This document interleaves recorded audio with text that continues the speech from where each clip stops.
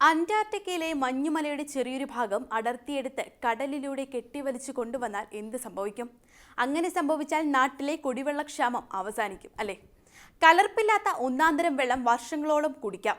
എത്ര മനോഹരമായി നടക്കാത്ത സ്വപ്നമെന്ന് എഴുതിത്തള്ളാൻ ഒരുങ്ങുന്നവരെ ശാസ്ത്രലോകം തിരുത്തുകയാണ്.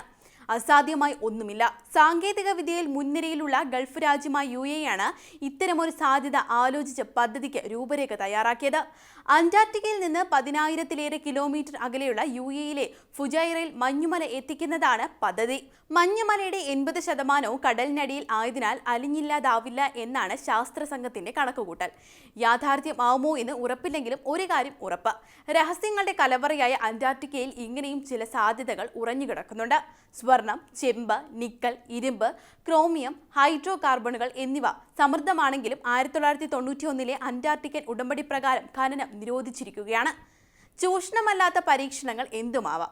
7 ഭൂഖണ്ഡങ്ങളിൽ ഒന്നായ അന്റാർട്ടിക്കയിലാണ് ഏറ്റവും കൂടുതൽ അത്ഭുതങ്ങൾ സംഭവിച്ചിട്ടുള്ളത്. ഭൂമിയിലെ ശുദ്ധജലത്തിന്റെ 60% ഏറെയും ഇവിടെയാണെങ്കിലും പ്രതിവർഷം 10 മില്ലിമീറ്റർ കുറവ് മഴ ലഭിക്കുന്ന ശീത മരുഭൂമിയാണ് അത്. ഭൂമിയുടെ തെക്കേ അറ്റത്തുള്ള പ്രകൃതിയുടെ എയർ കണ്ടീഷണറാണ് അന്റാർട്ടിക്ക. സൂര്യപ്രകാശം കുത്തനെ പതിക്കുന്നത് മൂലം ചൂടാകുന്ന സമുദ്രജലത്തെ തണുപ്പിക്കാൻ അന്റാർട്ടിക്കയിൽ നിന്ന് ഒഴുകിയെത്തുന്ന വെള്ളം സഹായകമാകുന്നു. വെന്തുരുകാതെ ഭൂമധ്യ മേഖലയിലെ രാജ്യങ്ങളെ സംരക്ഷിക്കുന്നു. അമേരിക്കയെക്കാളും യൂറോപ്പിനേക്കാളും വലിയ വൻകരയായ അന്റാർട്ടിക്ക തണുപ്പുകാലത്ത് വളർന്ന് ഇരട്ടിയിലേറെ വലുപ്പം വയ്ക്കും. ചുറ്റുമുള്ള കടൽ വെള്ളം തണുത്തുറയുന്നതാണ് പ്രധാന കാരണം.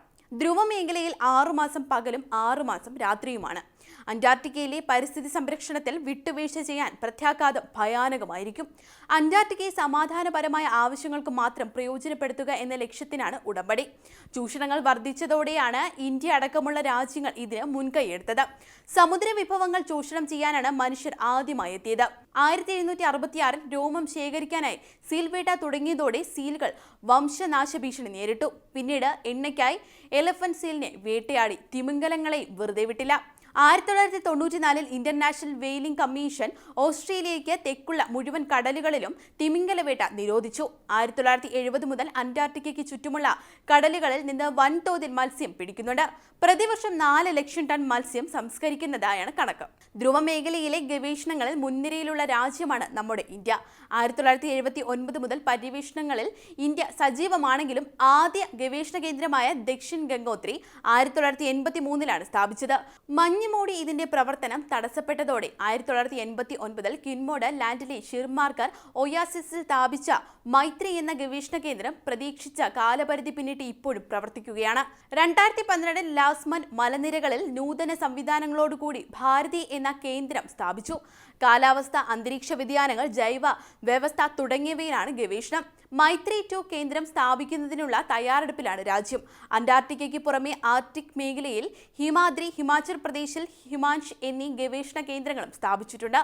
ഭൗമശാസ്ത്ര മന്ത്രാലയത്തിന് കീഴിൽ ഗോവയിൽ പ്രവർത്തിക്കുന്ന National Centre for Polar and Ocean റിസർച്ചാണ് ധ്രുവ മേഖലയിലെ പ്രവർത്തനങ്ങൾ ഏകോപിപ്പിക്കുന്നത്. കഴിഞ്ഞ വർഷം മെയ്യിൽ G20 അധ്യക്ഷ പദവി ഏറ്റെടുത്തതോടെ ഇന്ത്യയുടെ ഉത്തരവാദിത്തങ്ങൾ കൂടുകയായിരുന്നു. സമുദ്ര പരിരക്ഷ, ബ്ലൂ ഇക്കോണമി, തീരദേശ ടൂറിസം, ജൈവ വൈവിധ്യം തുടങ്ങിയവയിൽ ഒട്ടേറെ കർമ്മ പരിപാടികൾ ആസൂത്രണം ചെയ്യുകയാണ്. അന്റാർട്ടിക്ക ഉടമ്പടി പ്രകാരം വോട്ടവകാശമുള്ള 29 രാജ്യങ്ങളിലൊന്നായ ഇന്ത്യക്ക് നിർണായക തീരുമാനങ്ങൾ എടുക്കാൻ സാധിക്കും.